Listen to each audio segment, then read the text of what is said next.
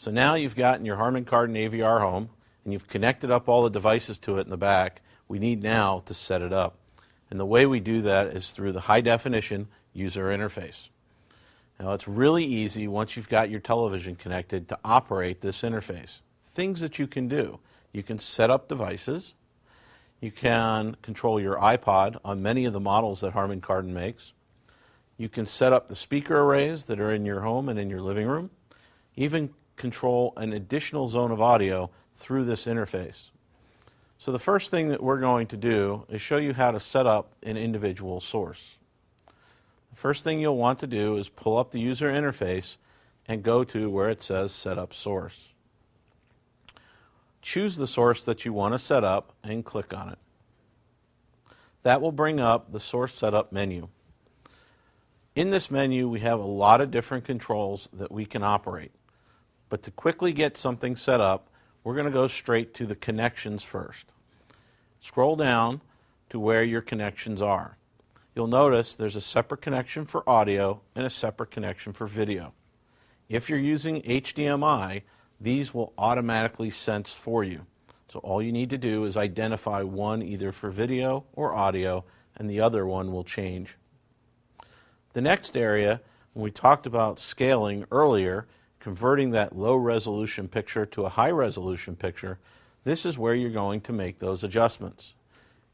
The input, if it's on HDMI, will automatically populate with the resolution that's coming from the source device.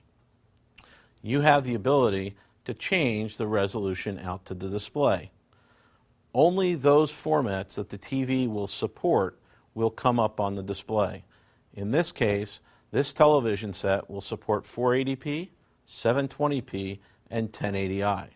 Choose the best resolution that you can choose on the menuing system for the best possible picture. You do have an option of changing the name of the device so that on the screen and on the front panel of your AVR, you can name it whatever you want to name it. Be creative. This is an opportunity.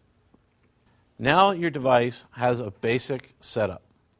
Other areas that you can control are audio effects, surround modes, and video modes. For the audio effects, when you choose that, there's some technology in certain models called Dolby Volume. And this allows you to eliminate basically the loudness of commercials compared to television programming. Set this to taste. You also have the opportunity to choose both bass and treble controls and adjust how much your subwoofer is mixed into the system. We also have an EQ system in this particular AVR, and that can be either turned off or turned on. We'll get to that later. Going back to the main menu, we also have video modes. This is part of the scaling capability of the AVR. You'll probably find that you watch many different types of programming, and much like your TV may have a sports, a movie, a natural, a cinema mode, these emulate the same things. They allow you to maximize the picture quality of the content that you're viewing. You have a sports mode, which is great for watching football where you want great big dynamic color and deep blacks, and probably watching with a lot of lights on in the room. There's a nature mode. The nature mode basically represents the sunlight that you would see outside. So things won't be as bright, not as glaring, but it'll be more natural to the environment. The next mode that you have is movie mode. This best replicates the cinema experience in your home. Then you have the custom settings. For those people who are a little bit more advanced and really like to tweak for the best performance out of their system, this gives you carte blanche to make any adjustment you may want. Going back to the next screen is the surround mode screen. Harman Kardon makes it really easy in setup in the fact that you can actually have the AVR choose the best surround mode regardless of what's playing through the AVR. This means that you don't have to make any selections, and playback becomes easy as just pushing play and adjusting the volume. However, in many of the HK receivers, we give you the opportunity to make other adjustments based upon the source device or the source content. For example, Logic 7 is one of the preferred modes for those people looking for the most natural surround experience just like you are at a movie theater or in real life.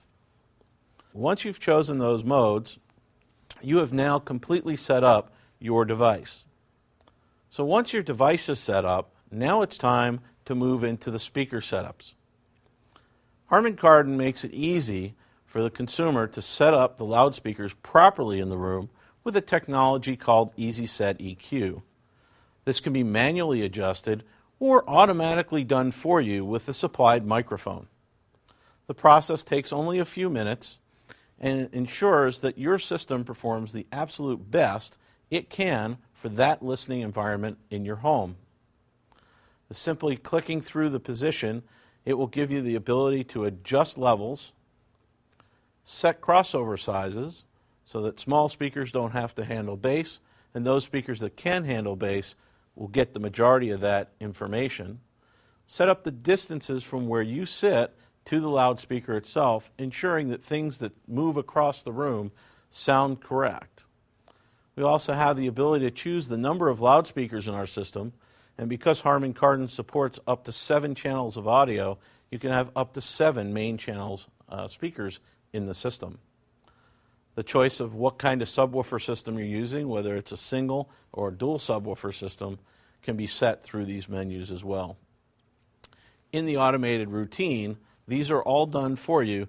All you need to do is be quiet and hit start, and the receiver takes care of all this for you. So once you've got your speaker setup done and your sources set up, there really isn't much more that you need to do with the AVR. However, there are some additional feature sets that you can use this interface to control. For example, we have a connection on 3 of the AVRs that allow you to control what we call the bridge. And the bridge is an iPod dock that comes with some of the AVRs and as an accessory to some of the others in the line. This now allows me to navigate my iPod that's docked to the AVR. So for example, if I want to look at music, I can look at music, I can look at my playlists, and all I need to do is select what I want to listen to, and automatically the iPod begins playing that song. This can be used for music, pictures, and video, and most importantly, the fact that the bridge, through the AVR, that content can be scaled. So we can improve the sound quality of the iPod, we can improve the picture quality of the video, and we can make your home pictures look as good as possible up on that big screen TV at home.